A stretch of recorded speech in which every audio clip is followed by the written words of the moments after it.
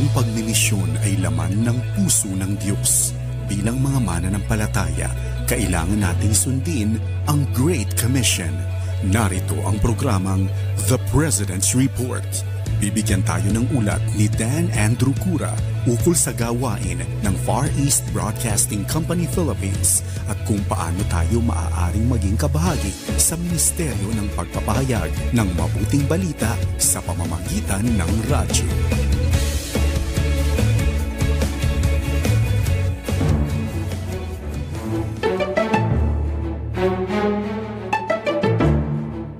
Kadalasan, laman ng mga balita ang Bicol Region kapag may mga sakuna o kalamidad.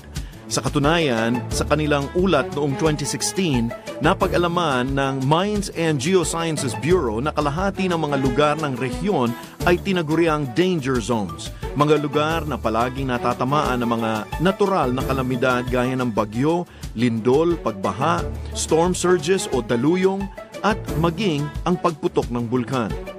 Nagpapasalamat tayo sa Ministeryo ng CARE 104.3 The Way FM sa Legazpi City.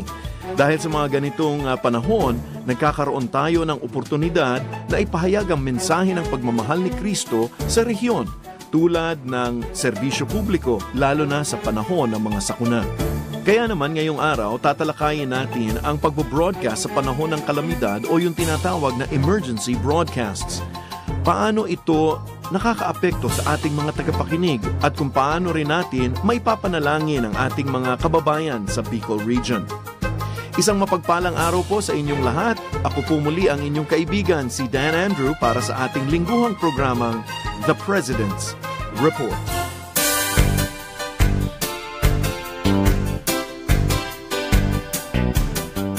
Nitong nakaraang linggo, libu-libong mga tao ang lumikas dahil sa napipintong pagsabog ng pinakaaktibong bulkan sa ating bansa.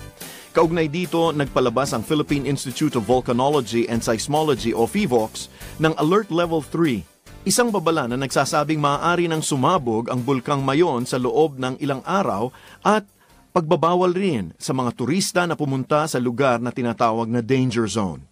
Alinsunod rito, pinalawig rin ng lokal na pamahalaan ng Albay ang paghihinto ng mga klase sa mga paaralan upang magamit ang gusali bilang evacuation centers at relief sites. Sa gitna ng mga sakuna, natural man ito o likha ng tao, mayroon tayong 3 K na palaging tinatandaan. Ito ang koordinasyon, kooperasyon at komunikasyon. Noong pumutok ang balita ukol sa di pangkaraniwang kilos ng bulkang Mayon, agad nang sinimulan ng CARE 104.3 The Way FM ang pagbo-broadcast ng mga impormasyong kailangan ng ating mga tagapakinig ukol sa sakunang ito.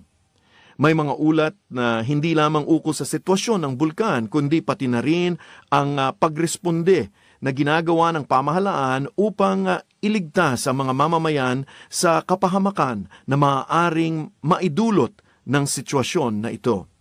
Sa katunayan, ang paghahatid ng unang tugon o yung First Response Emergency Radio Broadcast ay hindi na bago sa DWAY. Kung inyong maaalala, noong hating gabi ng 7 ng Desyembre 2014, nagsimula ang DWAY sa pamamagitan ng emergency broadcast sa kalagitnaan ng Typhoon Ruby. Isang kakaiba ngunit napakagandang paraan upang ipakilala ang pinakabagong stasyon ng FEBC. At dahil sa bilis ng mga pangyayari, naging isang malaking bahagi na ng DWAY ang paghahandog ng emergency broadcast sa ating mga tagapakinig. Sa una nilang pagsasahimpapawid, naghatid sila ng impormasyon at maging ang mga positibo at spiritual na mensahe na kinakailangan ng ating mga tagapakinig, lalong-lalo na doon sa mga lubos na naapektuhan ng Bagyong Ruby. Salamat sa Panginoon sa mga mensahe ng pasasalamat na tinanggap ng stasyon. Ang iba pa nga rito ay nagmula sa mga malalayong lugar tulad ng Sorsogon, kung saan naririnig rin ang DWAY. At noong Kapaskuhan noong taong 2016, naglunsad muli ng emergency broadcast ang DWAY sa gitna ng Typhoon Niña, sinasabing pinakamalakas na bagyo na tumama sa Bicol Region sa loob ng 10 taon. Sa itinakbo ng kanilang broadcast, nagtulong-tulong muli ang kanilang mga staff at volunteers upang ibahagi sa mga tagapakinig ang mga kritikal na impormasyon na makatutulong upang makaiwas sa mga seryosong pinsala na dulot ng bagyo. Nagsilbi rin sila bilang communication support sa ilang mga relief teams na nakadestino sa iba't ibang lugar sa Bicol.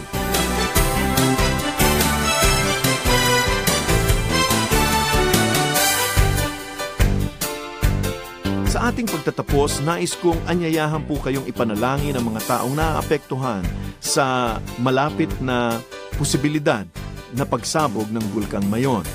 Marami sa kanila ang nawalan ng ari-arian at pinagkakakitaan. Ipanalangin natin na naway hindi na dumami pa ang bilang ng mga biktima kung ito man ay sasabog. Naway ingatan sila ng Panginoon at bigyan ng kapayapaan at kapahingahan. Sa gitna ng pagsubok na ito, naway makahanap sila ng lakas at pag-asa kay Kristo Jesus. Ipanalangin rin natin ang DWAY sa kanilang pagtulong sa pamahalaan upang magbigay ng tulong at suporta sa ating mga kababayan doon. Naway marinig ng malakas at klaro ang kanilang mga mensahe. Ipanalangin rin natin ang lokal na pamahalaan at ilan pang mga non-government organization sa kanilang mga gawain. Sa harap ng isang matinding kalamidad, naway maalala natin na kailangan nating kumapit sa Diyos, ang tanging pinagmumulan ng lakas, pag-ibig, kabanalan at habag. Sinasabi sa Biblia sa Nahum, Kabanatang 1, Talatang 7, napakabuti ni Yahweh, siya'y kanlungan sa panahon ng kagipitan. Tinatangkilik niya ang mga nagpapaampon sa kanya. At sa mga awit, Kabanatang 145, Talatang 18 hanggang 19. O itong si Yahweh ay puspos ng pag-ibig at lipos ng habag. Banayad, magalit, ang pag-ibig niya'y hindi kumukupas. Siya ay mabuti at kahit kanino'y hindi nagtatangi. Sa kanyang nilikha, ang pagtingin niya ay namamalagi. Maraming salamat po sa muling pakikinig. Ito po ang inyong kaibigan si Dan Andrew para sa The President's Report.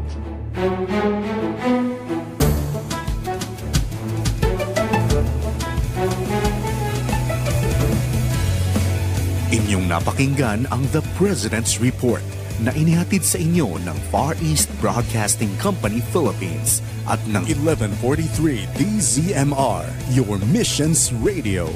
Kung nais ninyong maging katuwang sa pamamagitan ng pananalangin o praktikal na pamamaraan, tumawag. Maraming salamat po at pagpalain kayo ng ating Panginoon sa inyong pagsuporta sa gawaing pagmimisyon.